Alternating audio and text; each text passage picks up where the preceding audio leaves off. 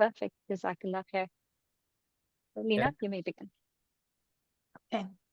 Assalamu alaikum, everyone, and welcome to the third session of the Rethinking Pakistan Forum. My name is Lina Hussain, and I serve as the Vice Chair of Operations at the Rethinking Pakistan Forum and the Director of Operations at the PSA Coalition. I'm honored to open today's discussion on behalf of Arif Shahid, Chair of RPF and President of the PSA Coalition, who is unable to join us today due to health reasons. Arif's unwavering dedication and commitment have been the driving force behind RPF and the PSA Coalition. We can all attest to the remarkable sense of purpose and determination that define his leadership, and although he can't be with us today, his efforts behind the scenes cannot be overstated. He sends his warm wishes and sincere gratitude to you all for being here. The PSA Coalition is a network of Pakistani students and student organizations across the US and beyond, committed to fostering intellectual discourse, celebrating cultural heritage, and strengthening connections with our vibrant community. As part of its mission, the Rethinking Pakistan Forum was created as a student-led platform for bold ideas, critical conversations, and actionable solutions to Pakistan's most pressing challenges. More than just a discussion platform, RPF is a movement dedicated to challenging conventional narratives, fostering innovative thinking, and driving meaningful change. We believe that real progress comes from collaborative efforts that bridge academia, policy, and entrepreneurship. This session is a testament to that vision. Today, we focus on rethinking Pakistan, leadership, economy, and justice, all of which come at a crucial time. Despite ongoing reform efforts, Pakistan continues to grapple with economic instability, political turbulence, and institutional constraints. This discussion aims to go beyond identifying challenges. We seek practical solutions that can shape a more stable and prosperous future. Our distinguished panelists, drawing from their expertise in politics, finance, and law, will explore key questions on governance, economic resilience, and judicial reforms. From governance and inefficiencies and financial instability to concerns over judicial delays and access to justice, Pakistan stands at a critical juncture, requiring bold thinking, strategic reforms, and collaborative action. Through this conversation, we aim to shed light on viable policy pathways, institutional reforms, and governance strategies that can drive meaningful progress. In this session, our moderators will detail a problem facing Pakistan today, and our panelists will offer their ideas for solutions. Though our panelists need no introduction, I'd like to take a moment to highlight their remarkable contributions. Mr. Shahid Khaqan Abbasi is the former Prime Minister of Pakistan, a seasoned leader with extensive experience in governance, policymaking, and business. His tenure was marked by efforts to address economic and energy challenges, and he continues to be a vocal advocate for institutional reforms. Dr. Abdul Hafeez Shaikh is an economist of international repute with experience in over 20 countries across Europe, South America, the Middle East, and Asia. He has served twice as Pakistan's finance minister and has also held key positions in economic affairs, revenue, privatization, and investment. A three-time senator, he has worked with Harvard University, the World Bank, and private equity firms. Mr. Asad Umar is a distinguished leader with an extensive track record in both the corporate and public sectors. He has served as Pakistan's Federal Minister for Finance, Revenue, and Economic Affairs, as well as Minister for Planning, Development, Reforms, and Special Initiatives. His expertise in economic policy and governance has been instrumental in shaping Pakistan's fiscal landscape. And finally, Barrister Salman Akram Raja is a renowned Supreme Court advocate who has played a pivotal role in constitutional, commercial, and human rights law. He has been at the forefront of landmark cases, including the Eighth Amendment case, advocating for parliamentary authority. Recently, his opposition to election fraud in 2024 general elections earned him national recognition. He holds degrees from Cambridge, SOAS London, and Harvard Law School, and has actively contributed to legal reforms and policy development. Thank you all very much for taking the time to join us today. Now, I'd like to introduce our moderators, Nabiha Ahmed, RPF's Vice Chair of Programs, Myra Ahmed, RPF's Vice Chair of Research Policy and Initiatives, and Abuzar Suhaib, RPF's Director of Student and Youth Initiatives, along with Hanan Yusuf, a student at Yale University, Mohammed Dean, a recent Hunter College graduate, and Kamil Mahmood, a student at Amherst College.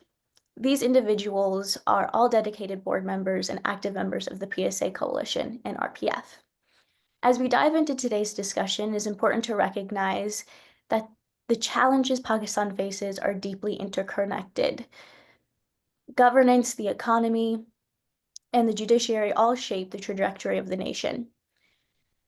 The rule of law and judicial efficiency in particular are fundamental to ensuring stability, fostering investment, and upholding democratic principles. To lead us into our first segment on Pakistan's economy, I'd like to hand it over now to Nabiha and Kamil. Thank you. Thank you, Lena. I'd like to start off with the problem statement that was decided after consulting extensive literature and the insights that our panelists have presented in prior conversations. It is no surprise that Pakistan's fiscal crisis has reached a breaking point, forcing the country into 23 IMF bailout programs since 1958. Every government thus far has promised structural reforms, but none have really succeeded in breaking Pakistan's dependence on external loans. Pakistan's tax to GDP ratio remains at approximately 9%, which is amongst the lowest globally and well below the 19% regional average.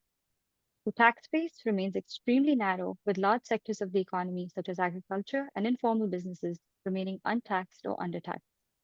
As a result, the government relies on indirect taxation, disproportionately burdening lower income groups while failing to generate sustainable revenue. Meanwhile, investment has collapsed to just 14% of GDP, with businesses citing regulatory instability, political unpredictability, and excessive taxation as key deterrents. The fiscal deficit has widened to 7.7% of GDP, forcing the government into high interest borrowing that eventually weakens Pakistan's financial resilience. Without fiscal discipline, revenue generation, and an export led growth model, Pakistan will remain in a permanent cycle of economic instability, external debt dependency, and long term stagnation. Mr. Asad Umar, this first question is for you. During your tenure, Pakistan made very significant strides in the ease of doing business rankings. Yet in the region, our foreign direct investment remains at one of the lowest levels. A lot of investors, when entering the region, cite abrupt tax policies and slow government approval as major deterrents. If you were advising the government today, what single policy action would you recommend to immediately restore investor confidence? And beyond just the immediate fixes, what legal or institutional safeguards should Pakistan implement to create a business climate that's stable across political transitions? Okay, so yesterday or day before yesterday, I was reading the New York Times, and there was a line in there which was quoting US investors, domestic investors, and in the context of what is going on in the US right now. And it caught my attention. And that line was that the investors are saying, and these are off-camera interviews which were taking place, and the investors are saying that the investment takes place where there is rule of law, not law of the rulers. So if you're talking about the one intervention that Pakistan needs to make, it is that establishment of the rule of law. And I'm not talking now in the larger political context, obviously that is true, but specifically in the context of attracting investment also. The sector and the example that you can take in there is the power sector. I think if you go by in terms of total dollar investment that has come into the country, foreign investment that has come into the country in any sector in Pakistan in the last 20, 30 years, the number one sector would be the power generation sector. And we have repeatedly gone in, brought in policies, attracted investment, realized a few years down the road that maybe that wasn't such a great policy and we're not being able to afford the cost of power generation now, and gone back and reneged on those contracts. Now, without commenting on whether the original policy was correct or not, it was a 94 policy, then 2002 policy, then 2014 policy. The same cycle has repeated itself. We have, in fact, if you go back even before all of these policies, the first investment in the shape of an IPP was HAPCO. And that was a project which the World Bank actually marketed in the rest of the developing world also. It was the first of its kind which took place in Pakistan. And we broke the HAPCO contract also. So if you're asking me what is that one single difference that Pakistan needs to make in terms of attracting foreign investment into the country, it will be the the need to re-establish credibility that the laws which are used to invite investment into the country shall be adhered by, whatever the cost there might be. I think that is a really good insight. And I think you actually answered one of our next upcoming questions ahead of time. So thank you for that. You killed two birds with one stone. The next question is directed to Dr. Abdul Hafeez Shaikh. Dr. Shaikh, you have long argued that Pakistan's biggest fiscal problem is that the elite do not pay their fair share of taxes. Yet, despite many attempts under your leadership to expand the tax base, efforts to tax high net worth individuals, real estate, and agriculture have repeatedly failed due to political pushback. If you were in charge today, what single policy action would you take to ensure that the sectors are properly taxed? And most importantly, how would you navigate the political resistance that has historically blocked these reforms? Thank you very much. Let me start, first of all, by appreciating PSA and its young and dynamic leadership, especially Arif Shahid Sahib. I also am honored to be part of such a distinguished panel. So thank you for including me. I think use your question really to pose another question which may be relevant in shaping the nature of this discussion. Because often, we talk and we address things, but we don't know who is our audience. And how do we go about actually converting some of these good ideas into meaningful policies? So the starting point has to be that if we are talking of justice, for example, who is responsible for justice? Or if we are talking about altering the incentives related to foreign investment, who actually is going to call the shots? Or if we think we have excessive terrorism in our country, who is responsible for managing that? And if we have too many wars, then which cast a shadow on our economy, who actually is determining the policy on that? So until and unless, if we want to be honest and have a discussion that is going to be practical, otherwise we'll keep on saying generic things and doing cutting and pasting and not really zeroing in on Pakistan and its peculiar characteristics. Because we have to understand Pakistan in a fairly good way before we decide to prescribe its solutions. So I think if you look at Pakistan, there are many features of it which are there irrespective of who is in government. These are the big facts of Pakistan. Since 1947, we have never attracted foreign investment. Since 1947, we have never been able to increase our exports. We have not had a single prime minister complete their tenure since 1947. We have been either at a war or preparing for war or recovering from war since 1947. And so a lot of these things, cast a shadow on what happens in the economic arena.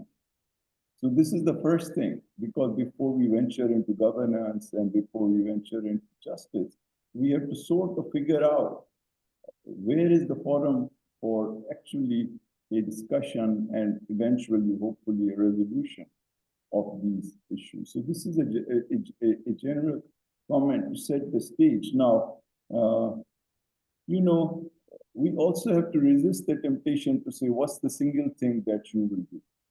With all due respect, because the economies are complex and nobody has a single thing that they need to do. And if somebody's pinned down, they'll probably try to accommodate you. But I think in a way that will not be a meaningful kind of overall solution. Because the truth is that a lot of things have to be done right if we are going to make our people prosperous. And so we have to think about what's that ideal mix of things and how do we generate the competence and the institutional arrangements and the set of incentives to go about doing that. Okay, so in terms of our own situation, we cannot do things that others have not done and expect different results. There are so many success stories, both internationally and in our own society, that guide us. So one thing we have learned is that if you look at those countries that have really prospered and within our lifetimes altered their people's economic situation, then what are those things that separate those successful countries? Number one, they relied upon the global economy. You cannot do it alone.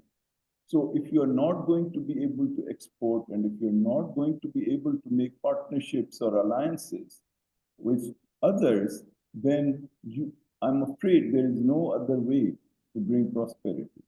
And that's where the role of our private businesses becomes important, because we always excessively focus on, what's going on in Islamabad.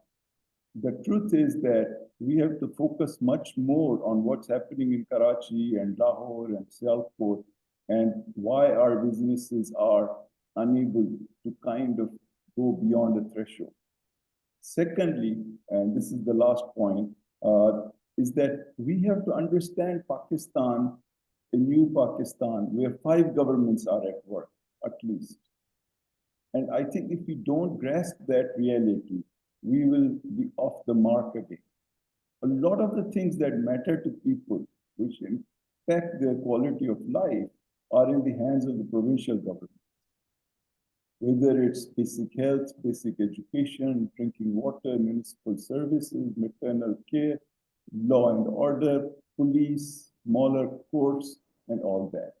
So these are the things that affect the quality of life. And also, they have most of the resources. So we do not have to keep thinking that there is some very, all-encompassing, powerful prime minister or finance minister in Islamabad. No, these guys are quite poor compared to the chief ministers of the provinces, who have more resources. And I think how well they spend that money and the kinds of things that they do to facilitate business and investment has to be an integral part of this conversation. Thank you. I've spoken a lot, so we'll get a chance to maybe talk about taxes as we go along. I'm Yeah. very excited to hear you in Myra's segment, which is the government aspect, because I think a lot of what you said lends a lot of support and argument to her segment, and I'm sure that we'll understand those further as we go along. Kamil, if you'd like to ask the next question. Thank you, Dr. Sheikh. Mr. Abbasi, this next question is for you. So it's clear from our discussion now that Pakistan's current economic model is unsustainable. Our exports are stagnating, and there's sort of an over-reliance on remittances and IMF loans.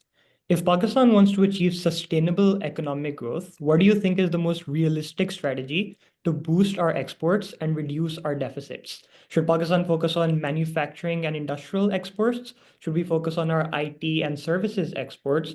Or should we be creating sector-specific incentives to attract FDI? Which of these models do you think has the highest likelihood of success? Thank you, Kamil. And let me thank the PSA Coalition and the Rethinking Pakistan Forum, and especially Areeb, who, despite his health challenges, is still very active. And we hope to maybe pray for his recovery and his health. I'm also grateful to Lena and Nabiha for their efforts. So the questions you asked me, I think probably Dr. Hafeez Shaikh would have been a better person to answer that, but let me give my 2 bits. Again, you really don't focus on one sector. You always diversify. And our challenge really has been to be focused on the textile sector, and all the incentives went to that sector. And it has kind of plateaued. So we really need to look for other ways to diversify our economy. And Pakistan really needs export-led growth. We have several times achieved high growth, over 6%, but the need for dollars always puts a dampener on those efforts. So it happened again and again. It happened to the PMLN. It kind of the PTI also went to that level. Now, because of the IMF program, the growth is very slow. But that's the key, that we need to have investment that does not cater to the local needs. For example, as Asad Umar Saab said, that the highest investment in the history of Pakistan came into the power sector. Now that only caters to the local market. So we invest in dollars, and our revenue stream is in rupees. So that doesn't take you very far, and we are facing that today, where because of the dollarized energy payments, our people really can't afford energy anymore. So the critical thing is that we must diversify, and I think Pakistan needs to move away from the traditional sources of growth or income, and look at its human capital. I think that's the key in the future, is to look at Pakistan's human capital and how we can use that to achieve growth for the country, to achieve dollar-based growth. And it's possible. It's possible in today's world with people working on the internet, with the AI coming in, with IT-based growth. So there's a lot of possibilities. The government has to facilitate that. The government cannot do these businesses. It's through regulation and facilitation that it can help these businesses grow. Unfortunately, the way we are today, if you are shutting down the internet or slowing it down, that really pushes people away who would invest in Pakistan. So as Dr. Saab said, Pakistan needs FDI. We've really never had real FDI that produced here and exported it. So those are our challenges. That makes sense. I'm wondering if Asad, Dr. Hafeez, you guys would like to add anything to the export-led growth and economic diversification. Yeah, if I just add just a little bit, and I would Course. actually be interested in Dr. Hafeez Sheikh's views on that. I have a suspicion that he may not agree with me, but I strongly believe that Lovely. Pakistan, yeah, I strongly believe that everybody, obviously, first of all, agrees that we need an export-led strategy. That has been the bottleneck for our growth. The growth that we have achieved in the past, almost every single time, has come through investments in non-tradables. So as a result, as your aggregate demand rises, you suck in imports into the country. You're not producing any additional or any significant additional tradable products, and you end up with a current account crisis and back to IMF, and the cycle goes on and on and on. But the question is, how do we get to that export-led growth? How do we, first of all, we need that focus on tradables, which has not been there in the past. We seem to be obsessed these days with this real estate-led development and things like that. But I believe that to make that happen, you need industrial policy. It went out of style, and it's kind of come back into favor even in the Western world. The Inflation Reduction Act of Biden, if you look at it, it's a very interesting nomenclature. It's called the Inflation Reduction Act. It's got almost nothing to do with inflation reduction. Most of the money has gone into promoting green energy, chips, advanced chip manufacturing, and things like that. Modern tech world manufacturing capability development. And I think Pakistan needs to do that. We had the Prime Minister approved it, and let me confess that the inspiration for us for the work that we drew on the most was the work done by Ricardo Hausman, who is at Harvard. And we did get approval for that from the Prime Minister. And interestingly, Dr. Hafeez Shaikh would find this may be interesting, because planning ministry has become irrelevant in designing economic policy. But this was after a long time that planning led that instead of the finance ministry. We got approval from the Prime Minister, and then people asked me, but if it got approved, then why didn't we see anything happen? That's because 2 weeks after that, there was a vote of no confidence, and that was the end of our government. That makes a lot of sense. I'm so excited for Myra's segment in government, because a lot of what you guys are saying will be questioned over there. Dr. Hafeez, would you like to add anything? I think that's fine. You know that Asad made the mistake of not going through the finance ministry, and that's probably what created all the problems. I like the additional humor in the conversation. Thank you. I'll take that as a point. And now one of our final questions, because IMF has been mentioned, and IMF is that one buzzword that our country's media is running on. IMF this, IMF that, all over the place. So, Dr. Sheikh, I'd like to put this for you. During Pakistan's last IMF program, I remember you stating that your goal was to ensure that Pakistan would never need another bailout program again. Yet here we are facing the same cycle of debt, fiscal mismanagement, and emergency borrowing. If Pakistan really is serious about never needing another IMF loan again, and I understand that economies are complex and there's a lot at play that maybe the average Pakistani is not seeing. But given what you know and given Pakistan's situation today, what is that one start off point, or what is that one thing that the government is not doing that might put them on the right trajectory to ensuring that we eventually divorce away from the IMF program? So I'd just like to make a couple comments on the IMF-Pakistan relationship because it's of real interest. That'd be great. For our audience. So first of all, the IMF is a global institution. It's been set up by almost 200 countries. There is a myth or a conversation that goes on in Pakistan as if IMF Pakistan को तकलीफ देने के लिए बनाया गया. The IMF is a global institution where people or countries rather who are in distress because of balance of payment situation or macro difficulties go.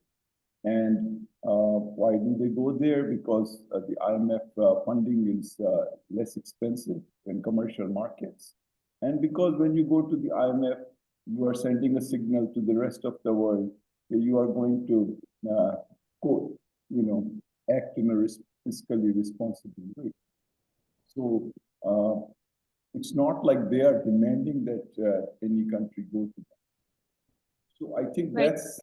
that's important to understand. Now, what does the IMF typically ask countries to do? I think simply they want them to act in a fiscally restrained way. Meaning what? Meaning that you have to raise the taxes and you have to try and keep your public finances in a fairly stable situation. And that's also how our current program is more or less, structured. When we had the IMF program, things were going just fine. And, we had a COVID, and I think the government, and also I should give credit to Asad Umar, who was leading that effort from the government side, they did a fairly good job in managing the COVID. And the IMF gave us extra resources at that time. They softened some of their conditions to allow us to navigate through that period. And I think we did. Subsequently, other events took place, and I think there was a desire. I was not in the government at that time to maybe accelerate economic growth, and then there was an interim government. Then before that, there was a different government. So successive change of governments in a rapid succession, and injection of other ideas allowed the exchange rate to really fall in a dramatic way, and I think created certain stresses. So I think now, if you look at the current situation, I would say that there are certain positives, and we should not be shy to mention those.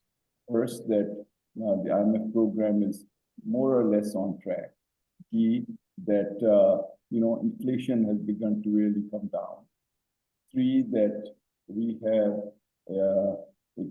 sort of a stable, or we are leading towards economic stabilization, and the primary surplus is okay. The real threat that people were talking about appears to have been warded. At the same time, we have some other problems that are there.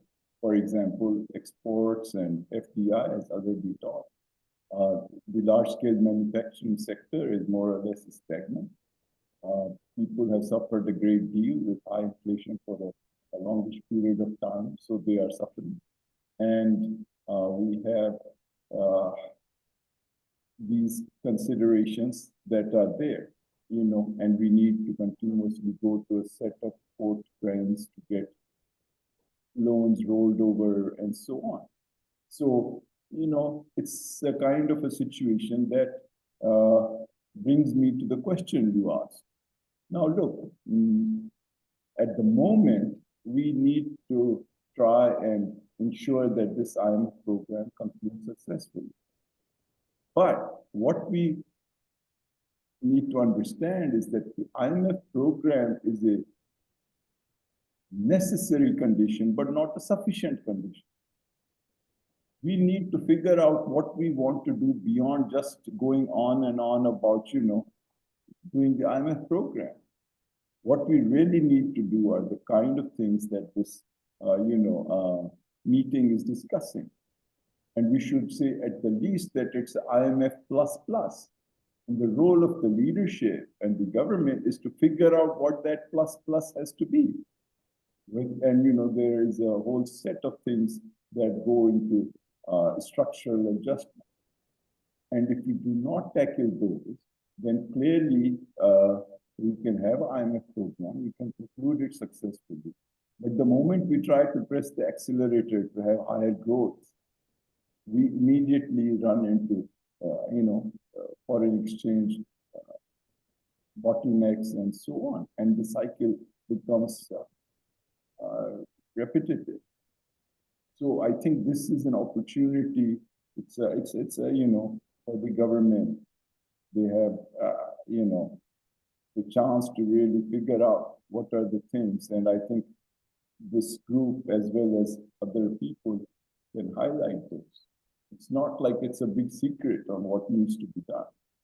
Those things are pretty well known. Our failures have been of implementation. And I think both institutional and I think, I should say, often of our leadership. That makes sense. Let's hope 23rd time is the charm for Pakistan in terms of the IMF program, and that would really lead it to succession, and that we then hopefully develop the policies that are needed to sustain Pakistan. So thank you so much for the insights, Dr. Shaikh, Mr. Abbasi, and Mr. Umar.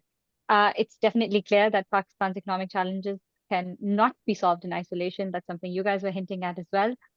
Investment, exports, and fiscal discipline all require consistent and well-executed policies. For this part of the segment, Myra will be taking over, and I'm really excited to hear the conversation because it seems like you guys are very excited for the policy and government aspects. Over to you, Myra. Thank you, Nabiha. Assalamu alaikum, everyone. And thank you, Sir Abbasi, Sir Umar, and Dr. Shaikh for joining us today. It is really great to see you all again. Your insights so far perfectly set the stage for our next section, which centers around governance and policy reforms in Pakistan. As we all know, governance remains one of Pakistan's biggest obstacles to progress. Our bureaucratic structure, still operating under 1973 rules, is slow, inefficient, and resistant to reform. With 80% of government workflows still paper-based, decision-making is delayed, and bureaucratic inefficiency accounts for up to 60% of project delays. Merit-based hiring and performance evaluations are weak, leading to a system that lacks both productivity and integrity. Frequent political interference and transfers further erode government capacity. The consequences of weak governance extend far beyond our borders. As regional competitors strengthen their institutions and integrate into global markets, Pakistan risks falling further behind. Investment flows towards economies that offer stability, predictability, and regulatory efficiency, qualities that Pakistan has yet to establish. Without serious institutional modernization, we will continue to struggle with economic stagnation, policy paralysis, and a shrinking role in an increasingly competitive global landscape. With that in mind, I want to turn to three key governance challenges: policy continuity, corruption, and government efficiency, which you have all drawn on in different capacities so far. So, Sir Umar, I want to start with you and draw in on policy inconsistency. We all know that is a major obstacle to Pakistan's economic progress. Every government reverses key decisions of its predecessor, discouraging investment and disrupting long-term reforms. So, how can we create an institutional mechanism that protects economic policy making from political volatility? A National Economic Policy Council has been suggested before, but past attempts like the PTI government's Economic Advisory Council, which included experts like Atif Mia and Asim Ijaz Khwaja, that also quickly fell victim to social and political divides. So what concrete steps do you think we can take to ensure that economic policy remains stable, insulated from partisan disruptions, and focused on long-term national interests? Okay, so none of these patchworks, these policy councils and stuff like that can solve the problem which is being created by a fundamental structural weakness. You don't have a governance system in Pakistan. There are a large number of countries in the world which are very successful, and they're democracies. There are a few successful monarchies in the world. There have been cases of long-term dictatorships being successful. Pakistan has no system. Pakistan, if you ask anybody right now to define what Pakistan's system is, I started hearing this new word called hybrid. God knows what that means. I guess that's a polite way of saying that the civilians will hold the positions of power in the assembly and in the cabinet, but the real decision making is going to take place in Pindi instead of Islamabad. That is the fundamental problem of Pakistan. That has also resulted in a political landscape in the country because there has not been a natural democratic evolutionary process, because governments don't change out of a free and fair vote of the people of the country. And the change takes place because of backroom wheeling and dealing with one political party or the other, sitting down with what we call in Pakistan the establishment. You're not just political opponents, you are enemies, right?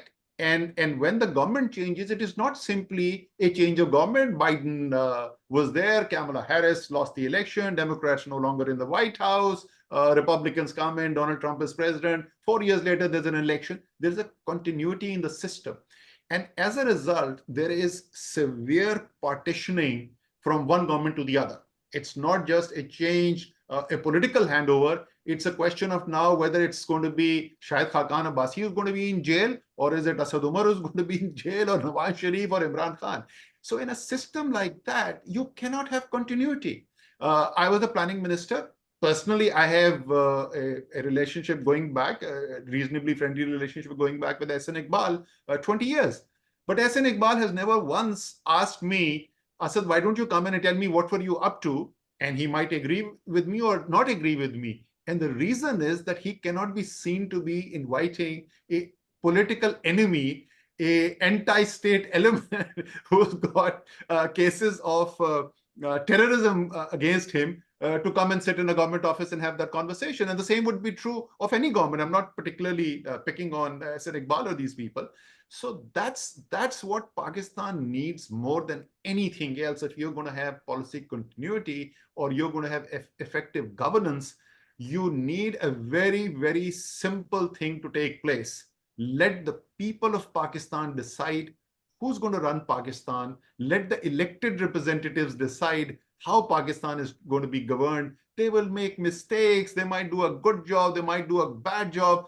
But let it be the people of Pakistan who decide whether they like that work or not. So that for me is the single biggest reform needed for the country. I think that was a very pertinent response, and I couldn't agree more on that one. And that leads me perfectly on to my next question, which Abbasi sir, I'll direct to you on corruption. And corruption is an issue that's very persistent in Pakistan, but the narrative, just as Umar sir said, it often shifts to accusations rather than meaningful solutions. Our political parties have a tradition of declaring any individual election or institution that rules against them as corrupt. And this political fixation really hinders the government's ability to address other pressing policy challenges. So in this context, firstly, how do you think Pakistan can move beyond a politically charged environment of finger pointing to instead look at a comprehensive strategy for curbing corruption? And secondly, what steps can be taken to ensure that governance remains focused on national priorities rather than becoming bogged down in this cycle? Let me just say that nobody knows the corruption better than me, probably in Pakistan. I've spent 18 years in NAB courts with the cases against me, and all of them I was acquitted because of lack of evidence. There was never any prosecution, it's just persecution.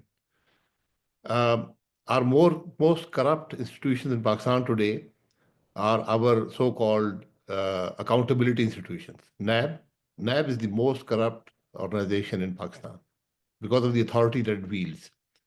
You have FIA, known to be a corrupt institution. You have the provincial anti-corruption establishments, extremely corrupt. So who will, look for corruption? Who will hold people accountable? We are probably one of the few states in the world which has a National Accountability Bureau, whose primary job is to look for corruption in the political system. It is now 25 years old. They've not been able to prosecute one person, one politician for corruption. Not one. They've convicted 2 people, Mian Nawaz Sharif, whose conviction is overturned, and then they've convicted Imran Khan recently. The same judge convicted both these 2 people. So the so-called accountability institutions are basically a tool for political persecution and to maneuver and to make or break politicians. So that's a sad part of our accountability process. I've been through countless investigations with NAB. They've asked all sorts of questions. There's one question they never asked. They never asked me, do you pay taxes? So the basic question is, if I have an expenditure, I should have income. And if I have income, I must be paying taxes. That's one question they'll never ask. And that goes back to the question that you asked Dr. Hafeez Shaikh about expanding the tax base. We have inhibited expansion of the tax base because of a few thousand people in Pakistan who do not want to pay taxes. The parliamentarians of Pakistan, the people who impose taxes on other people, on the country, do not pay taxes themselves. Because the tax statements of politicians, of people in parliament, are in the public domain. You can just look at them. None of them can justify their own, or there are very few people who can justify their lifestyles. So if you don't have an income, you're spending money, you must have some other sources, and that is corruption. And the corruption is not just by the politicians. It's when you are rigging elections. That's the biggest form of corruption, if you ask me, because you're subverting the whole political system. So you have rigged elections, you bring people into power who should not be there.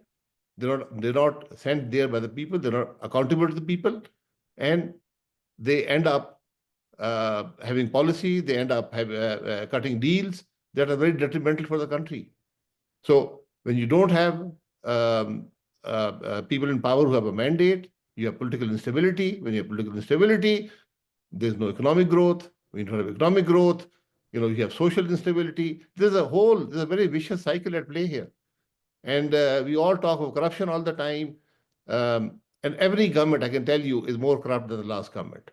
And especially when you have a weak economy, you will see much higher corruption. And we're unable to even ask the basic question: are you paying taxes or not paying taxes? And Pakistan has an ID card system. You can literally, the government has the capacity, the knowledge today to look at anybody's expenditure and see how much money they're spending. But we do not use that power that we have to look for corruption. We just look for assets, and we look for using the corruption institutions, the accountability institutions, as a means to coerce people into changing sides in politics, into shifting their loyalties and all that stuff. So we all talk of corruption, but the corruption levels in Pakistan have grown with every successive government. And that's a very sad story. Today, if you look at the whole institution of government has failed. If you look at governance, there's massive corruption in the governance system, in the police system. Even it's a sad thing to say, but we have policy-based corruption today, where policies are manipulated to provide benefits to certain people who are in that business or in that sector of the economy.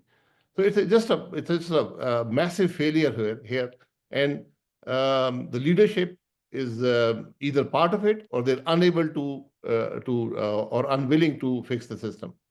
So corruption is a real issue. But is it the only issue? No. There are other challenges that we also have to work on. But if you look at anything in Pakistan, every failure it stems from the rigging of the popular mandate. Perfect. Thank you for that response. I think ultimately it goes down to the fact that corruption can't be defined in the way that I think we do. It's not a narrow concept in Pakistan, and it's something that really, really pervades all of our policy spaces and stimulates a lot of issues for us since a very long time. Dr. Shaikh, I want to turn to you next, and I want to shift a little bit more on the constructive side towards government efficiency. One of your seminal papers ends with a very pertinent quotation from everyone's favorite, John Maynard Keynes. And that is, the difficulty lies not in the new ideas, but in escaping from the old. In this paper, you outline the need for responsive, efficient, and corruption-free governance, which we've all discussed just now. It is, I believe, without a shadow of a doubt, that Pakistan is still far from achieving this ideal, even almost 20 years after the publication of this paper. So in the current global context, what is one key step you believe is necessary for Pakistan to build a truly responsive, efficient, and corruption-free government? Let me start, first of all, by saying that, if we are politicians or if we are bureaucrats, should not be overly defensive when our colleagues are attacked or even prosecuted for corruption, because it's very important to tackle corruption. And I think if we really look at the history of our country, corruption has been a big problem, especially at the top. And I think the cases that now everyone complains about were really initiated by the very people who did this to each other. So I think that was a sad aspect of our history. And what we need to understand is that maybe NAB has not done a good job of prosecution. And it's really a sad comment that virtually every president, every prime minister has been accused. And some have lost their jobs, others have been forced into exile, and so on. And not a single person has been convincingly prosecuted. So this is, by that I mean anyone of real significance. So this is really a question that if you are going to commit so many resources to the accountability process, we should at least get some prosecutions which are convincing and which are, going to meet the approval of fair-minded people. Now, the second point about, improving efficiency and governance, clearly many countries have programs to try and measure governance efficiency, try to measure performance of ministries. But if you do it as an exercise that has no real relevance in the end, then it's going to be just that. What's important is to highlight, that as a component of continuing governance reform. Now, as you know, a lot of our problems, especially on the government fiscal side, especially on maintaining the cost of really inefficient, large government organizations, is avoidable.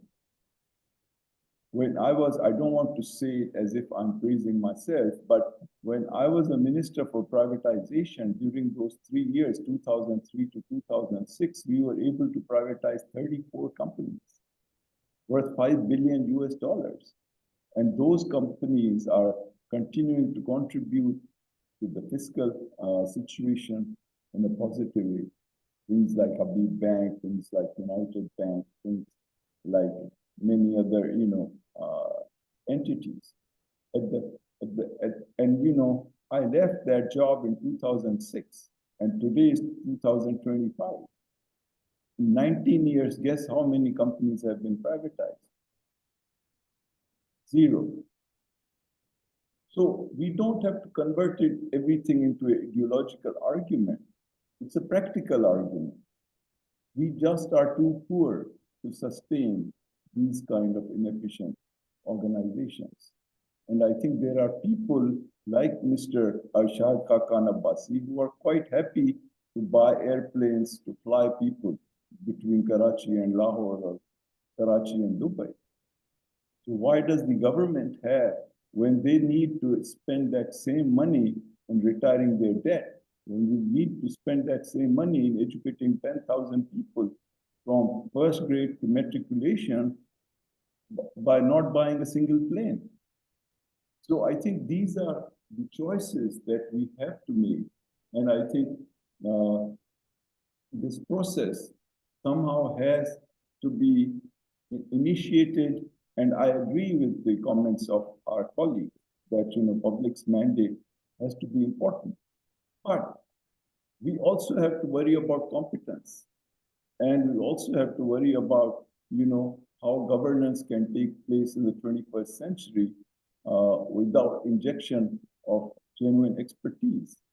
So I think these things are, again, easily get complicated. And what one wants to state is, yes, we should have a fair and credible democratic procedure for electing our leadership and our rulers.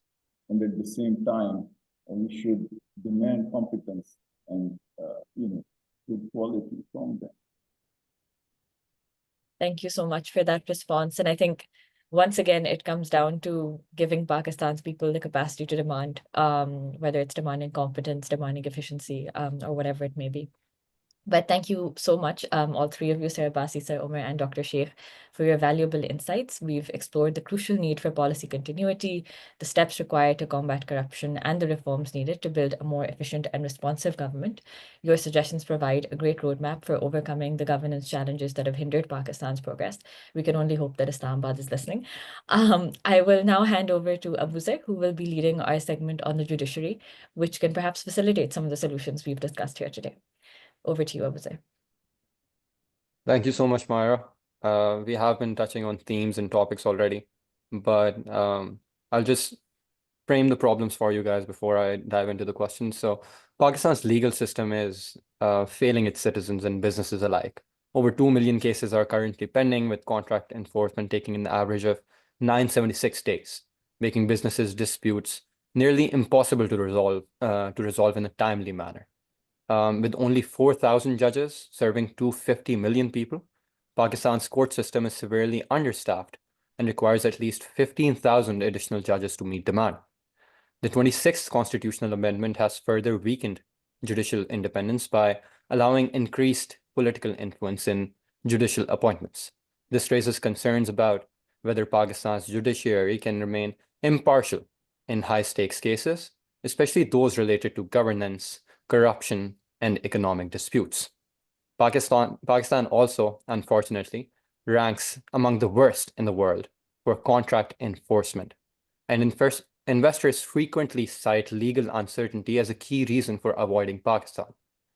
Without urgent reforms, Pakistan's judiciary will become an active deterrent to business confidence, economic stability, and democratic credibility. So, before I dive into the questions from my esteemed panelists, Salman, हमारे जो esteemed panelists यहाँ पे उनकी गैर मौजूदगी में mister Salman अकरम राजा, गुस्ताखी माफ़, लेकिन एतजाज़ एहसन के एक शेर से आगाज़ करूँगा जो कि उन्होंने अपनी लॉयर्स मूवमेंट के लिए लिखा था कि अहद जवानी में हमने देखे थे कुछ ख्वाब सुहाने, एक नई दुनिया के फसाने, एक नई दुनिया के तराने, ऐसी दुनिया जिसमें कोई दुख ना झेले, भूख ना जाने। इसी ख्वाहिश के साथ आगे बढ़ते हैं। Pehla sawal for Mr. Asad Umar about the trust in our judicial system. Over the decades, many institutions in Pakistan have faced a crisis of autonomy, which results in mistrust from the people. The Supreme Court's independence has been further weakened by the 26th Constitutional Amendment, as I pointed out, which increased political influence over judicial appointments.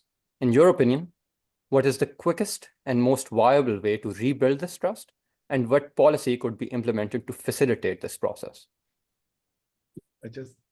First of all, Abu Zar, thanks for that Etazaz Ehsan ki poem from the lawyers movement. मुझे तुमने lawyers movement याद दिला दी. I spent a lot of time on the roads in Karachi and Islamabad during that lawyers movement.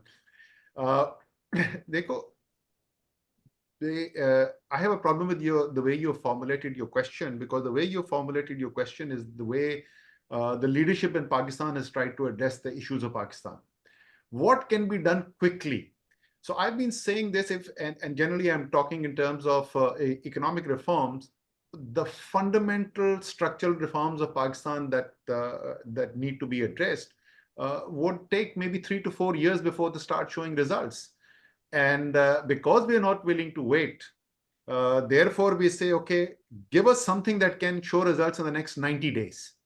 And as a result, we haven't done in 30 years what we could have done in 3 years, because we keep on rolling over that 90-day period. The same thing is true for there is no quick fix. The lawyers movement is instructive. If you go back, and I know there were many of us who were somewhat disappointed by the consequences of the lawyers movement, what we were expecting, the dreams that we had, the ideals that we had were not fully met. However, there is absolutely no doubt about the fact that at the end of that lawyers movement, there was greater independence of judiciary than we had seen for a very long time. Unfortunately, over the last couple of years, we have seen a regression, and a very, very serious regression take place. So I don't want to repeat what I had said earlier, but it goes back to your political foundation, political structure, right? If you are not going to follow the constitution, if you are not going to follow the legal process, and you have determined what the answer should be, not what the Constitution of Pakistan says, then you will intervene to try and weaken the judiciary. And because the political system is also fragmented, and that's why I've been propounding this theme of Pakistan needs a new charter of democracy, and we can't move forward without that. There are always political parties who are willing to be allies in this whole game, including in reducing the independence of the judiciary. The 26th Amendment is a blatant attempt at reducing and to a large extent eliminating the independence of the judiciary. So if you want a quick step, the quickest step is revoke the 26th Amendment. But to reach that, there is going to be no quick fix. If you allow me, because that's my favorite theme these days, you need to get the political parties of Pakistan to sit together first and foremost. I am a believer in democracy. I believe that Pakistan, a multi-ethnic nation, maybe a 93% Han China can be run by the Communist Party of China without a multi-party system. But a multi-ethnic society like Pakistan cannot be governed with a centralized state structure. You need democratic institutions. In fact, you need further devolution of authority. You need very, very strong local governance for Pakistan to succeed. And therefore, because I believe in democracy, I look for solutions towards my political leadership. What the military has done over the last 75 years has tremendously contributed to the problems that we are facing. But I'm not going to look to them for solving those problems. I look towards the politicians. We have at least one of them on this panel right now. I wish Salman Akram Raja was here, because he is the Secretary General of the largest political party of the country. And it's people like them who need to rise above their partisan political interests and get together and formulate a new charter of democracy so that we can have a functioning democracy again. And the last point of how that impacts the judiciary is because we don't have a political system that is working. The parliament is not the place where political issues get resolved. So where do we resolve our political issues? We try and resolve our political issues either on the roads or in the judicial in the judiciary. So virtually every single big political issue of the country for now, for a very, very long time, including currently, lands in front of the Supreme Court. And because the Supreme Court is then dealing with, grappling with how to deal with these political issues, the kind of contract enforcement problems that you're talking about, the kind of normal commercial cases that you're talking about, the redressal of the grievances of the citizens is not taking place because the judiciary is actually spending half its time trying to resolve political issues.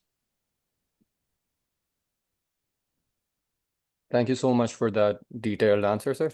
That does lead us perfectly to our next question from Mr. Shahid Khaqan Abbasi, which is, during your time as Prime Minister, you had to deal with both government institutions and political challenges. Recently, courts have been getting more and more involved in political and governance matters, like deciding election dates and overturning parliamentary decisions. Some say this weakens democracy by interfering with the authority of elected officials, while others believe it's necessary to keep things fair and balanced. In your view, does this judicial involvement help or hurt democracy? And how should the courts define their role in political matters? Yes, thank you, Abuzar. I think you summed it up very clearly in the beginning on where the judicial system stands in Pakistan today. Fortunately or unfortunately, the suo motu powers are gone under the 26th Amendment. So can the courts interfere in the executive's domain? It's more limited now, I would say. They can through petitions and all that, but I don't think they have suo motu powers anymore. Again, that raises a lot of issues. If you really look back, and you mentioned the lawyers' movement, I'm kind of privy to some knowledge on that movement also. And I can, in kind of benign terms, I can say it was really not an organic movement. So there was more to that movement than meets the eye. The result of that movement definitely gave more powers to the judiciary. But the question is, did the judiciary behave responsibly with those powers? And I have a very clear answer, and the answer is no. The judiciary used the powers to strengthen a few judges, a few chief justices. They used those powers to interfere in things that are not their domain. For example, you know about the chief justice who wanted to build a dam. Chief justices who were inspecting hospitals and shadi halls and all that. So, did they behave responsibly? Did they improve the judicial system? Were the processes limited? The judicial process, were they limited? Did they help people get justice? Of course not. Things just got worse. Did they select, the judiciary decided to select their own judges, and they forced the government into the 19th Amendment, which has been undone now, but undone in a much worse manner. So if you just look at the whole way that the judges themselves behaved, how partisan they became, how politicized they became, it's a very sad story. But the solution to that was not the 26th Amendment. So we have to find a system that provides impartiality in the judiciary, that provides them with the necessary powers to take decisions, that protects them from interference by the executive. Today, there is no judicial system anymore. When you have a chief justice who cannot appoint judges, who cannot review the performance of judges, who does not have suo motu powers, who cannot appoint benches, who does not even have powers to listen to constitutional petitions. That's the state of our Supreme Court today. So this needs massive reform. And if you ask me about one thing that we need to do, is the way we select judges at the lower level, at the High Court level, and at the Supreme Court level. It's very, very critical. If you see the period where the judges themselves were appointing judges, you can look at the people who were appointed there. You will see the people who are appointed now. There's just a very serious lack of emphasis on integrity or performance or ability when these judges are selected. So when you have judges who are subpar, who do not have the capacity, who do not have the integrity, then you will get a judicial system that is basically a failure.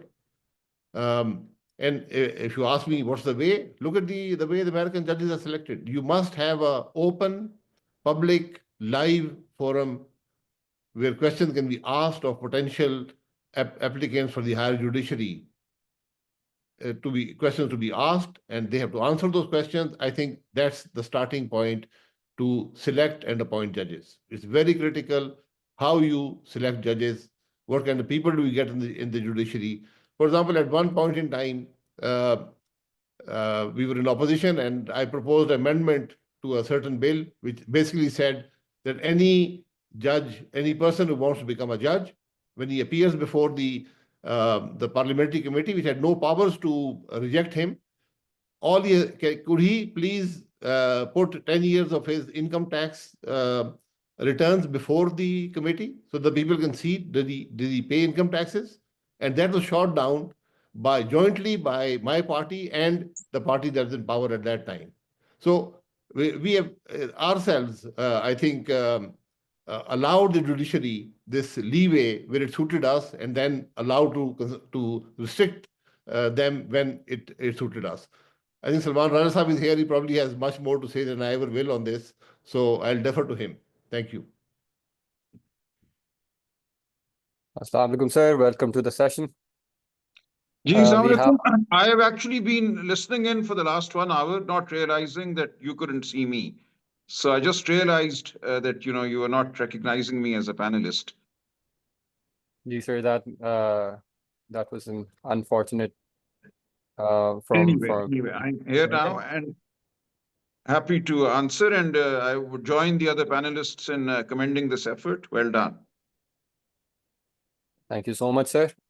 Without further ado, I'll just turn towards you to talk about judicial efficiency. I hope you have been able to hear when I was phrasing the problems that we have. So, Barrister, as I mentioned, Pakistan's courts are clogged with a big backlog, 2.26 million cases to be exact, making justice inaccessible to most citizens. Given limited judicial resources, in your opinion, what is the most urgent and immediately feasible reform? Again, you don't have to address it like Mr.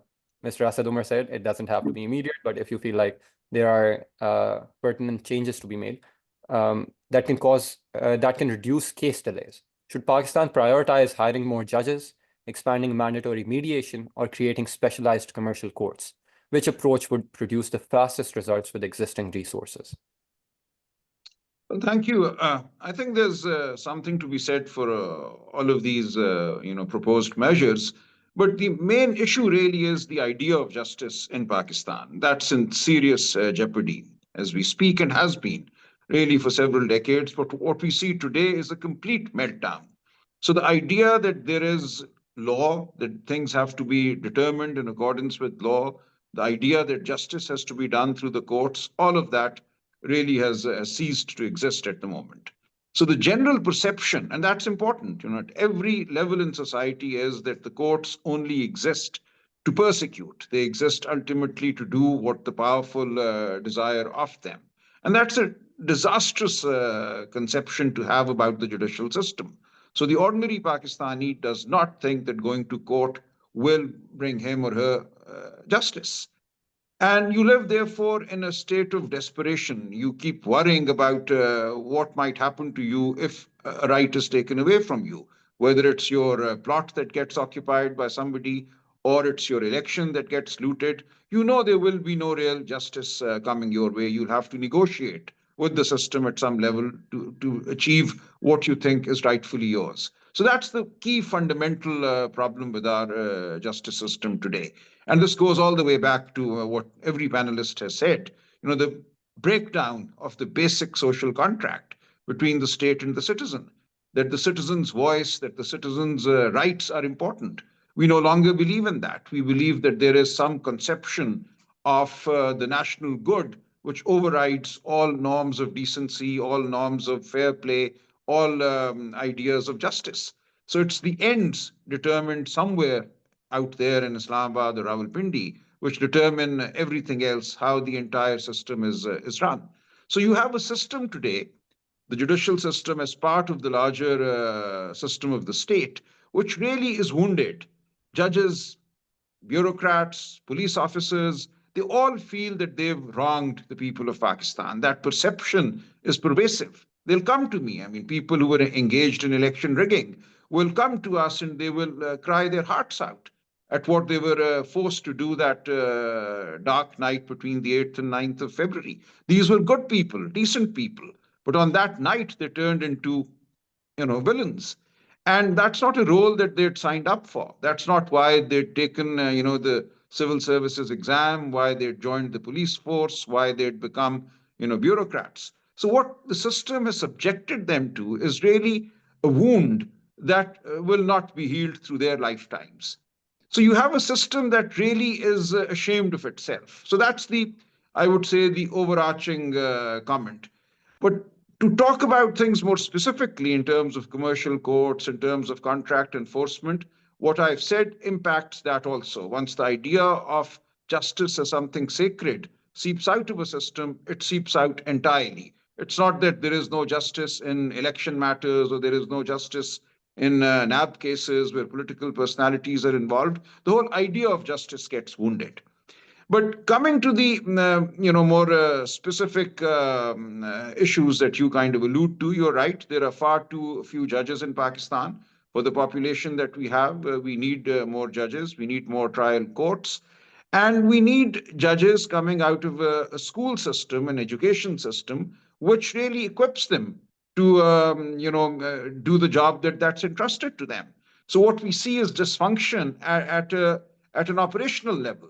People become judges. They, even get a law degree at some college or university. They pass another exam to get appointed as trial court judges. But standards there reflect the standards of the overall school system out of which they emerge.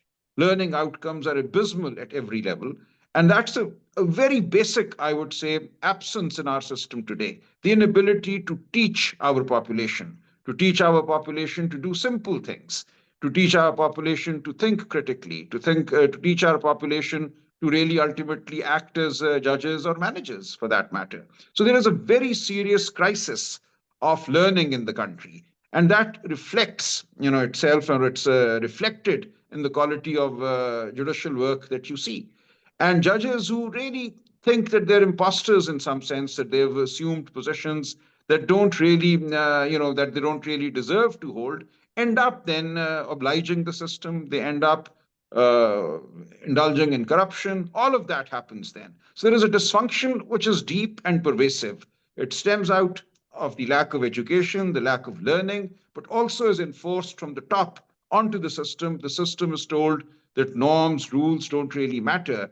It's ultimately the will of the state or the powerful that matters. And that becomes the overriding norm throughout the system. So we really need to fight that.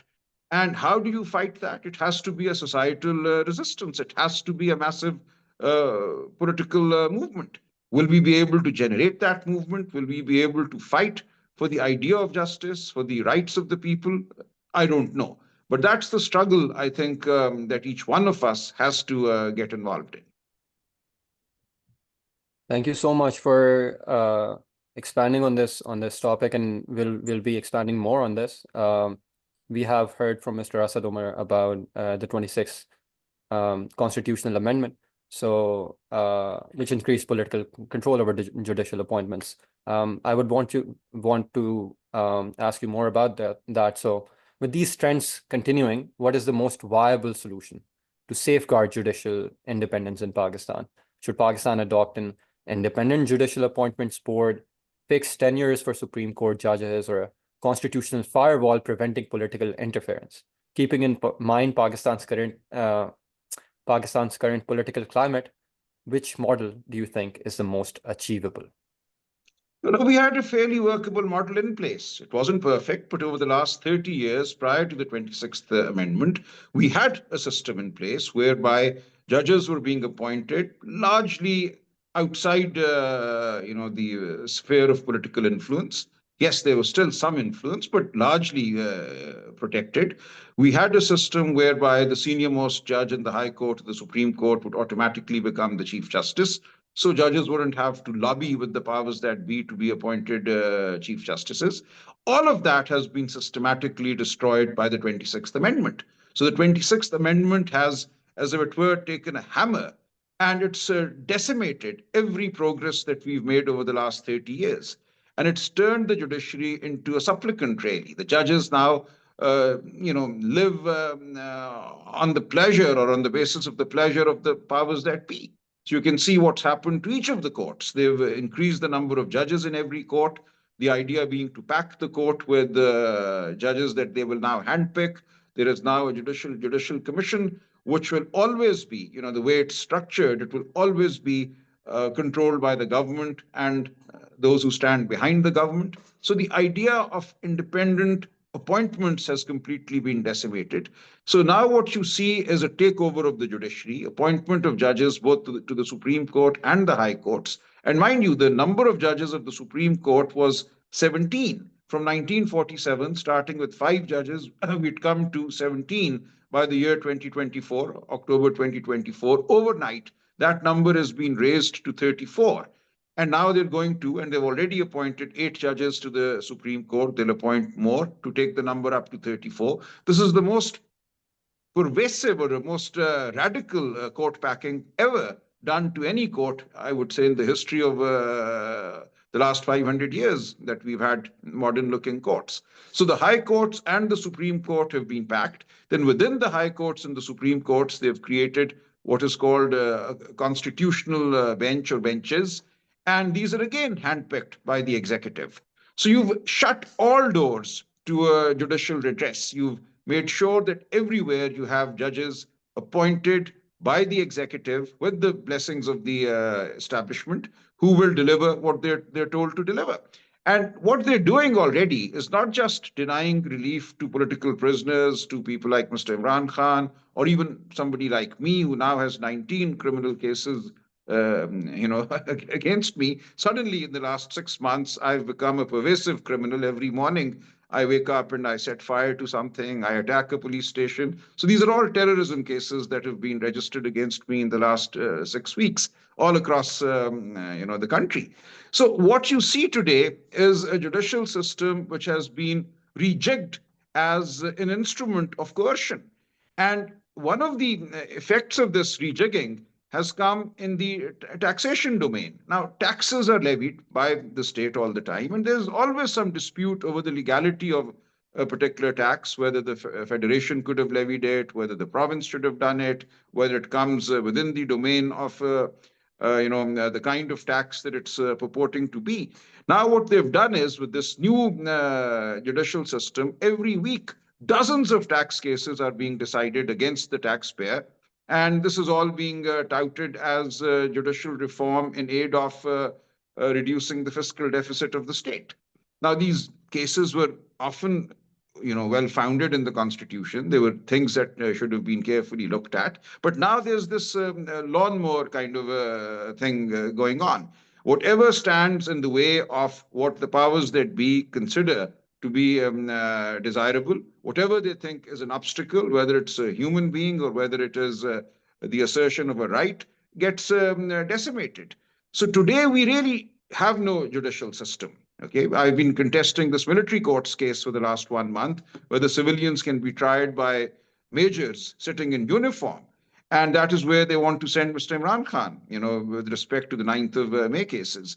And it's an open and shut issue. There is no country on the planet now that tries civilians before military tribunals. Pakistan is the last country in the world that has this on its statute book. It's a no-brainer. And yet I have no hope of winning this case. I think legally, morally, constitutionally, our case is unanswerable. But I expect fully that the military trials of civilians will be upheld, and a lot of people belonging to the Pakistan Tehreek-e-Insaf will find themselves, in addition to the 103 who've already been convicted by military courts, further convictions will happen. So we are seeing a very dark present. And out of this dark present, how do we create a brighter future?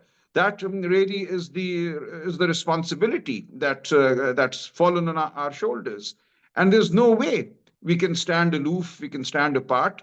That is why I'm in politics today. I mean, I spent the bulk of my life, the last 33 years, not in politics. I was a corporate lawyer, a taxation lawyer, doing fairly reasonably well.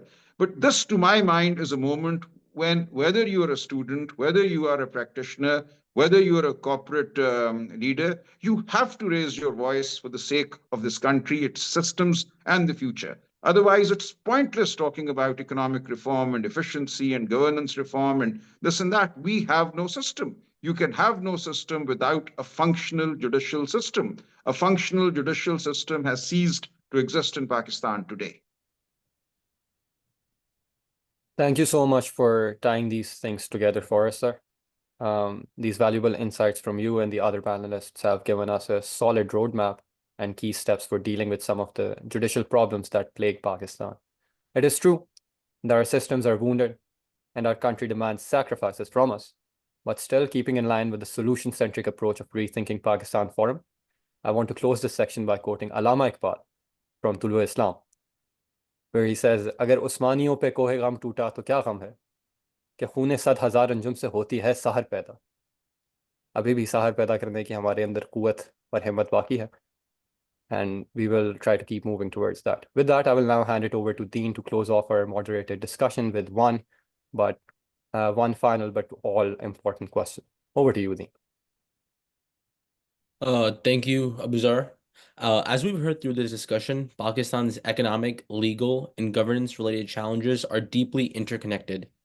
Meaningful progress will require not only individual reform, but also a cohesive vision that aligns economic policy, judicial independence, and governance stability.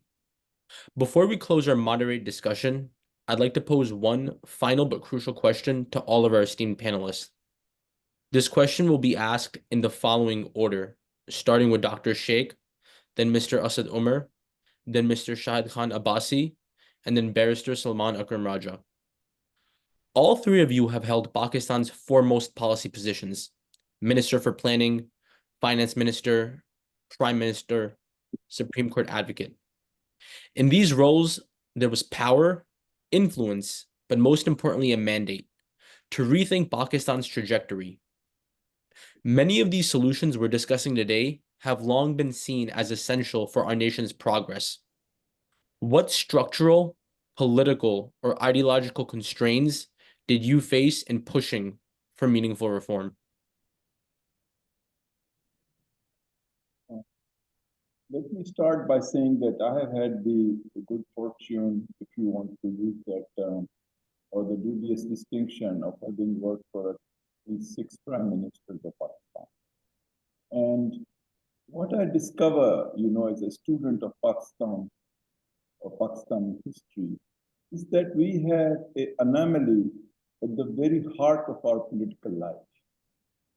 And we can go on talking about solutions or get reactions, which are heartfelt and genuine, about a specific issue. But this anomaly at the heart of our political life impacted me. Because while these 6 prime ministers may have been different from each other in some respects, I think they had one thing that I felt they shared. And that was a very limited awareness that they were rulers of Pakistan.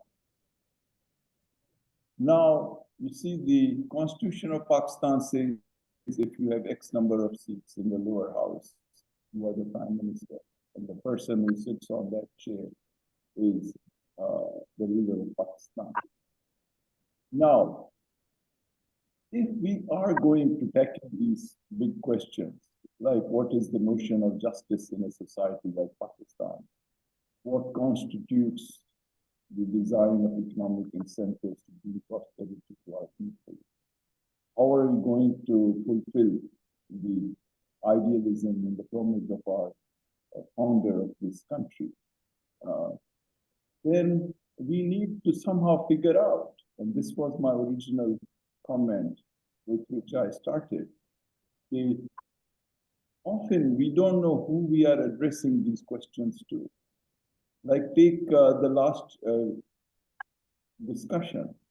Here we are talking about an amendment that has been passed by whom? Supposedly the Parliament of Pakistan. And similarly, we have decisions that have been made by whom? The Supreme Court of Pakistan. And so until and unless we come to some idea about how we are going to resolve some of these fundamental, facts of Pakistan, we are not going to be able to tackle some of the big issues. So what I want to say is that you look at the history of many countries who have brought prosperity to their people by fundamentally altering the economic structure through a design of incentive. But often we are deadlocked in Pakistan because we do not often have a forum for the resolution of some of these issues. So I think this is something to keep in mind as we go forward and we try to be practical about altering, the fundamental features of our institutional capacity. The Supreme Court of Pakistan, who does it really report to? Election Commission of Pakistan. Who is its ultimate, boss? The National Accountability Bureau. All these, national institutions, including the parliament, appear not to be what they are. So I think that until we fundamentally face some of these things, we are going to be kind of just talking about issues while not looking at the elephant in the room. So if we want to really resolve these things, we have to try to understand this basic feature of Pakistan and its political life. Thank you.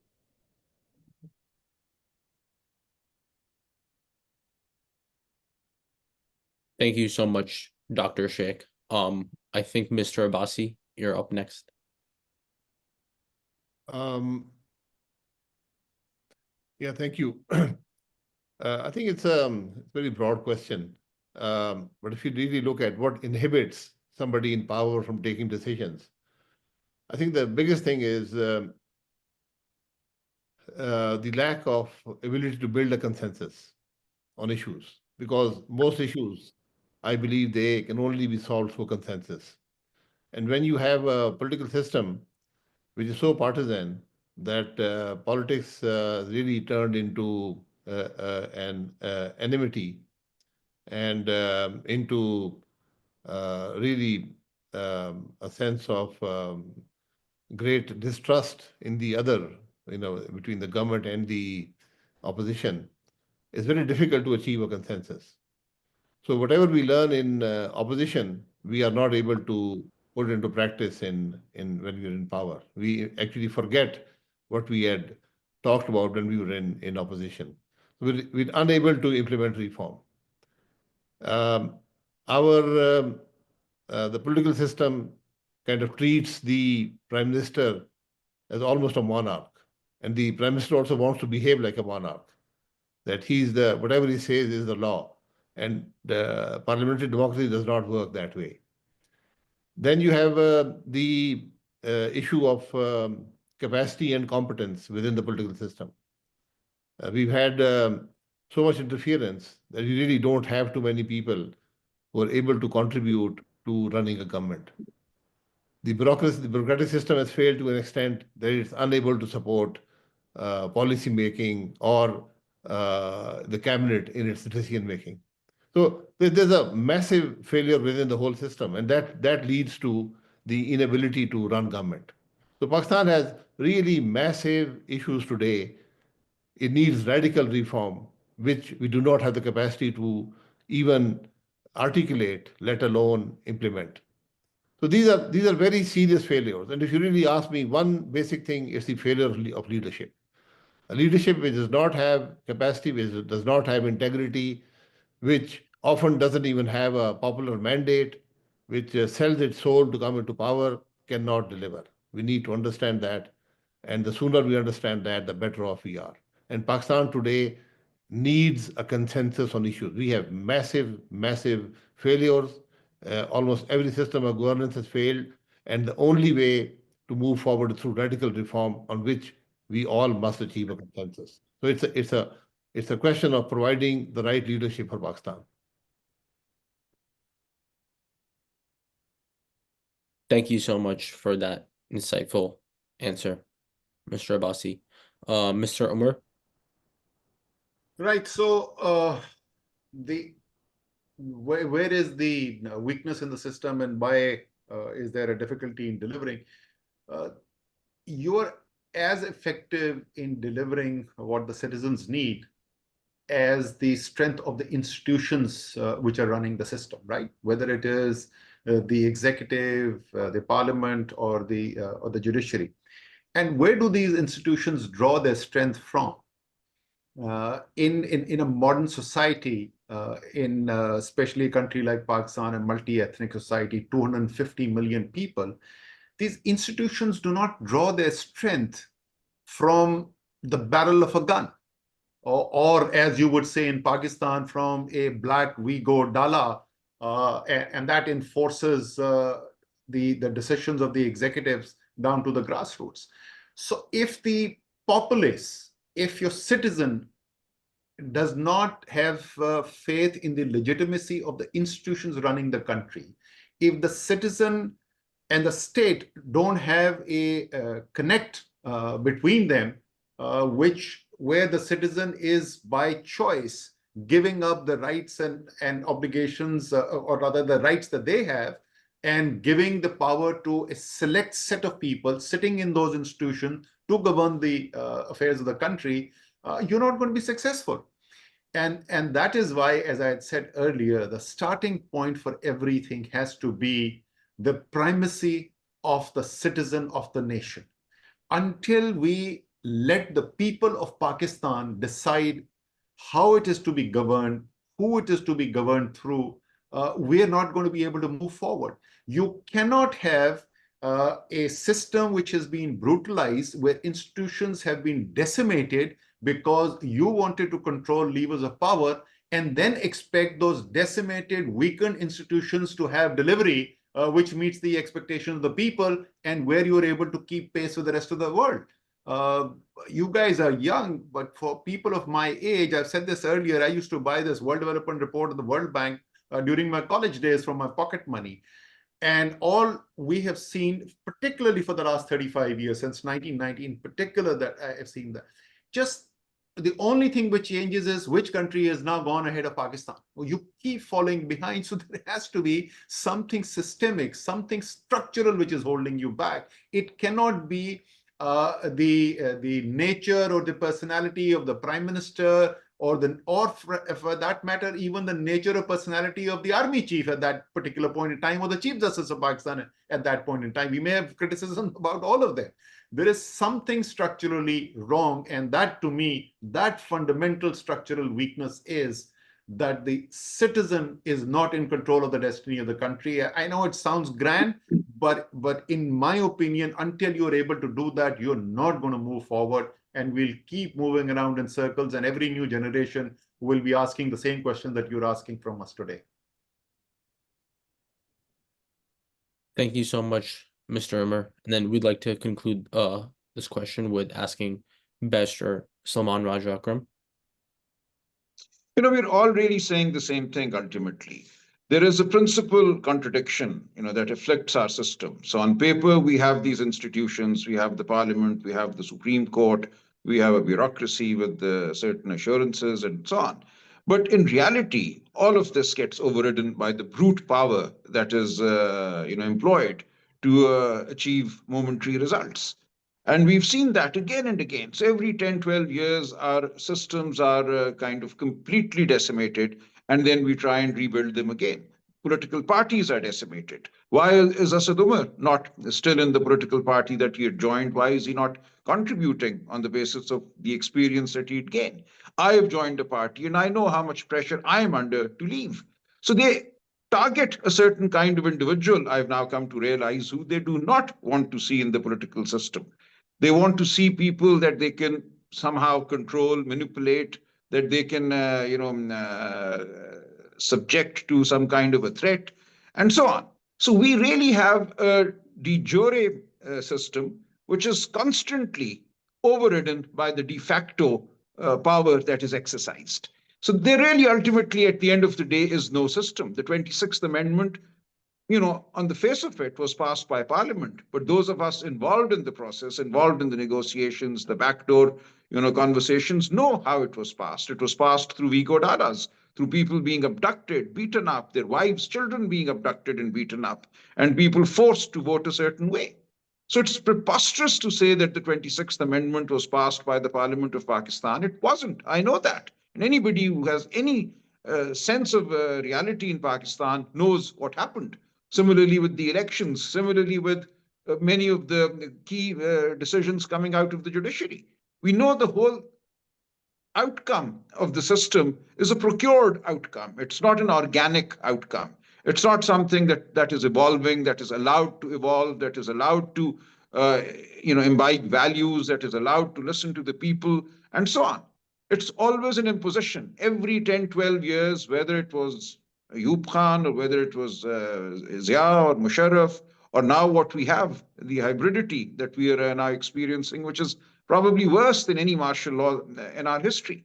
So every 10 years, systematically, we destroy whatever structures have sprouted up, are beginning to maybe develop some roots and grow. We decimate the landscape. So there's nothing left and we start all over again.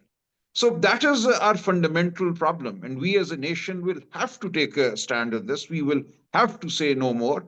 I see no way forward. The political parties, I tell you, I've been part of the negotiating committee that met with the PMLN, the People's Party, the MQM representatives. There is so much that we can talk about, when we are, not being spied upon. And there is resonance. All of us understand, what not having political space means. So there is really, if you ask me, a consensus, a kind of a whispering consensus, but a consensus that people dare not speak out aloud. So we need to come out of this fear barrier, and we need to have both the politicians who are active today and the people who desperately, I think, now have realized that the only way forward is if they are heard, if their needs are registered by the system, whether it is schooling or health or job creation, all of that has to now seep into the decision-making apparatus of the state, and that will only happen if the principal contradiction, which is the ascendance, if you like, of brute force over our systems, our legal systems, is removed. Until that happens, we will keep going in these circles, 10-year, 12-year cycles, where we create something, the semblance of a system, and then we erase it. So that's our fundamental problem, the fundamental contradiction. Thanks so much, Barrister Saab. And as you all know, this is a solutions-oriented forum. But for all of us in the young generation, if we're to propose and create solutions, we need to understand those constraints.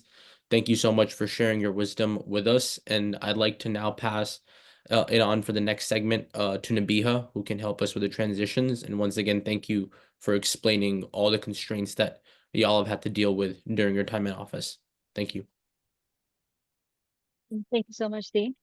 Before we move on, we do have a bunch of questions from our audience. We had quite a few live audience members as well, and some submitted their questions ahead of time. I know that we are going over time, and I want to be respectful of our speakers' times as well. I know, Sir Asad, you responded saying that you're okay with us going over time. Dr. Sheikh, Sir Shahid Khaqan, Pastor Salman, are you guys okay with us going 15 to 20 minutes over? Well, I have about 5 minutes. I'll have to leave in 5 minutes, if I may. Okay, that's perfectly fine, understandable. Dr. Hafeez, Shahid Khaqan sir, I'm good. I'm good. Yeah. Perfect. Thank you so much. I do understand it's Ramadan and it takes up energy. So I really genuinely appreciate it and thank you on behalf of our audience. Hanan, I'd like to hand it over to you to ask those questions.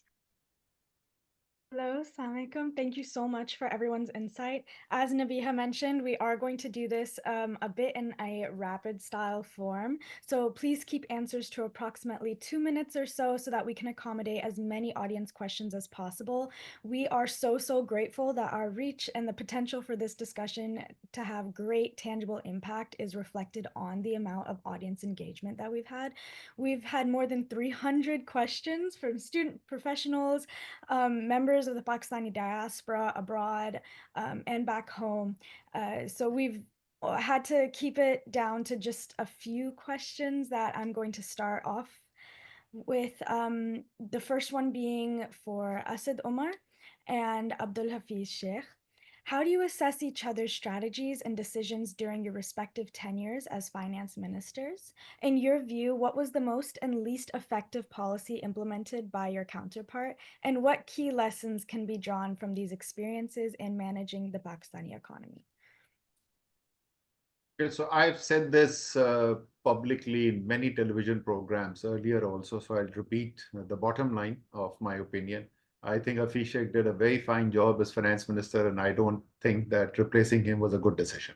Okay, so that's what I think of Hafeez Sheikh's performance. I have also said, if you look at the again the structural problem of Pakistan, the lack of continuity, 2017 to 2024, over a 7-year period, we had, just look at the finance ministers: Ishaq Dar, Miftah Ismail, Shamshad Akhtar, Asad Umar, Hafeez Shaikh, Shaukat Tareen, Shamshad Akhtar, Miftah Ismail, Ishaq Dar, Shamshad Akhtar again, and Muhammad Aurangzeb. 10 different finance ministers in 7 years, okay? In my humble opinion, except for one person for sure, and maybe two, all the others were competent people. And there were no great policy differences amongst these people also. You think if you look at Miftah Ismail's work and what I say, you'll see a lot of similarity there, even though we're from different political parties. So the problem is not the individual performance or the, except maybe in my case, but it's the structural problems that we have already discussed, which are the issue. Mm-hmm. Well, I think Asad Umar has done a good job wherever he has gone, including both of finance and of planning. So let me just reciprocate. And as we have identified, a lot of the problems that Pakistan's economy faces have been there irrespective of which government has been in place, or even which finance minister has been in place. Because the decision-making apparatus that we have and the frequent changes of government, and the fact that prime ministers do not end up even covering their tenure of a single term, I think adds to the difficulties in predicting economic policies and in getting economic policies to go through a cycle in which the results are materialized. And I think, some of the issues that need to be tackled have to be done irrespective of who's in government. And, the polarized talk that you hear, and this is again a feature of our political landscape, because you are either in power or you are in prison. And I think this kind of situation sadly continues to persist. And I think what is needed is cool heads to prevail, for the rule of law to be genuinely followed, for the mandate to be strictly adhered to, and for people to come together to recognize that if we are to bring prosperity to our people, we have to do what other successful countries have done. And because you put a restriction on how much I can talk, I say that some of these issues have already been discussed, and we need to simply go back and try and get globally connected, improve our productivity, focus on our people, because you cannot have developed countries with underdeveloped people. That was a very amiable, very diplomatic response from both of you guys, which is very good, what we needed to hear. This next question is aimed towards Barrister Raja.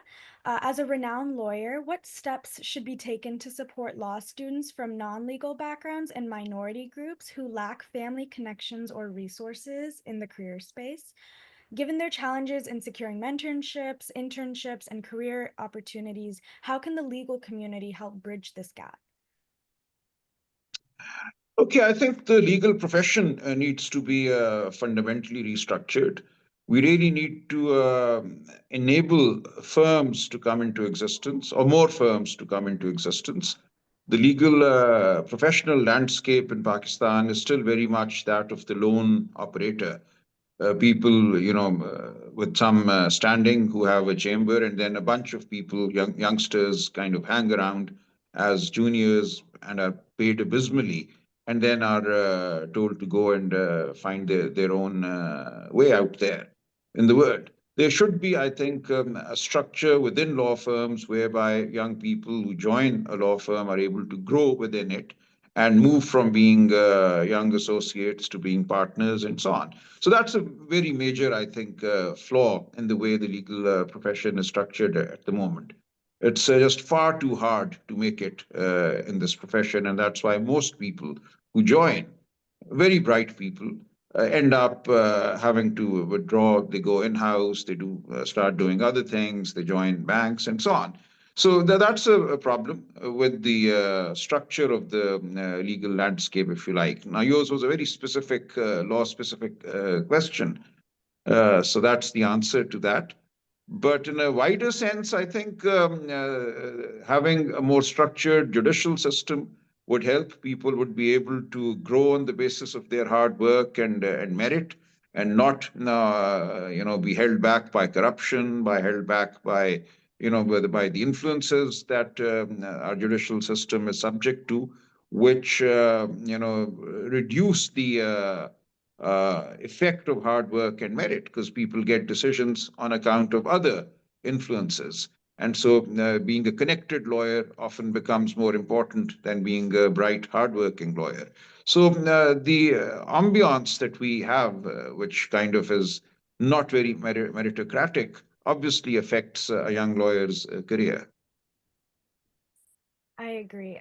There was actually a few questions like that similarly. So this is definitely a pressing issue that should be addressed soon, hopefully, either, as you said, locally, or maybe even with policy with time, hopefully. But that's why we're here, to discuss these action-oriented things. This next question I have is for Mr. Abbasi.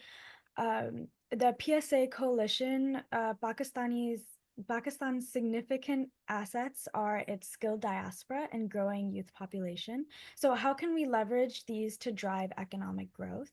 Specifically, what human capital skills and knowledge gaps are currently hindering Pakistan's potential? And how can we, including the diaspora and young professionals, collaborate to address these gaps? Yeah, thank you. So the basic issue today is that Pakistan is, because of its political instability and the associated lack of growth in the economy, is unable to provide its young people with the jobs or the business opportunities that they need. So people are looking for opportunities abroad. Yes. And some are getting education abroad, some are moving abroad to look for opportunities. So they will gain skills that Pakistan needs. They're working in an environment which is competitive, which is cutting edge, and they will acquire skills that Pakistan will need in the future. So our job basically in Pakistan is to have growth and provide the opportunities for them to come back to Pakistan. So I don't really, I worry about people leaving the country, but I don't grudge them that, why have they left? I think they've made a life choice. And when we are able to provide them an opportunity to come back to Pakistan and contribute here, I think most people would want to come back and live in Pakistan if they have the same opportunity that they have abroad. So it's again the issues of the diaspora who are not living abroad, who are not nationals in that country, is basically stems from the lack of opportunity that Pakistan is able to provide today. So it's our job to provide them that opportunity and kind of give them a choice to come back to Pakistan. Very well said. Thank you so much. That is unfortunately all the time we have for the Q&A. Even though we have lines and lines and lines, unfortunately, this is all we have. I'm going to be passing this over to Lena now to do final wrap-ups and conclude. Thank you guys so much.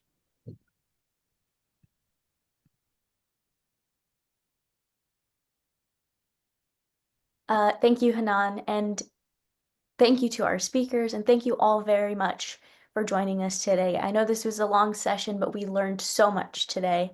From economic reforms to judicial improvements and governance strategies, it is clear that solutions exist. What remains is the commitment to implement them effectively. Progress will require collaboration between policymakers, institutions, and civil society, along with a clear vision for the future. A heartfelt thank you once again to our esteemed speakers, Mr. Shahid Khaqan Abbasi, Dr. Abdul Hafeez Shaikh, Mr. Asad Umar, and Barrister Salman Akram Raja. Your contributions were truly invaluable, and I think we will all leave this session with a renewed approach to Pakistan's trajectory. I would also like to thank the Rethinking Pakistan Forum team for their dedication to organizing this event. A special thank you to Nabiha for her tireless efforts, both on and off camera, in devising and moderating today's discussion. Thank you also to Abuzar, Myra, Hanan, Dean, and Kamal for their flawless moderation.